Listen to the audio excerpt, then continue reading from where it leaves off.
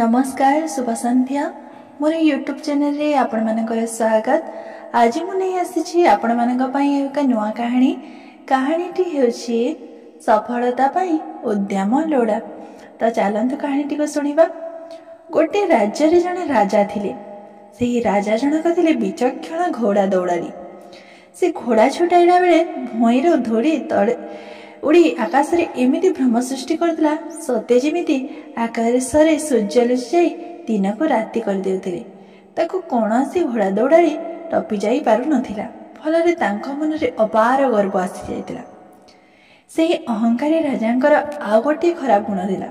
से जदि खबर पाउथिले कहार घोड़ा खूब जोर रे दौड़ुछि से गोपन रे सेठाको लोक पठाई से घोड़ार खुराटी काटी देउथिले। फलरे सेही घोड़ा अकामी होई पडुथिला। सुतरां एभली अन्याय भगवान सही पारिले नाही।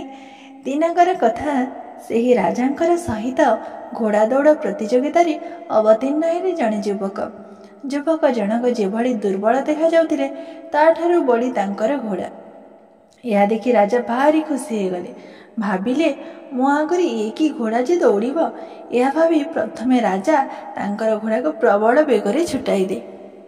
किछि समय परे आगंतुक युवक तांकर घोड़ा दौड़ आरंभ करदेले। तांको घोड़ा दौड़ारी कौनसी कौशल बेस भाव जनाथिला। तह से बिजुली बेगरे घोड़ा दौड़ा को पूर्वर राजा द्वारा उड़ा जाइथिबा धूली पवन द्वारा उड़ाई सफा करदेले। एबे आगर लुचि जाइथिबा सूर्य आकाश रे देखागला। एबे राजांको घोड़ा आगरे ठिया होइथिला युवकर घोड़ा।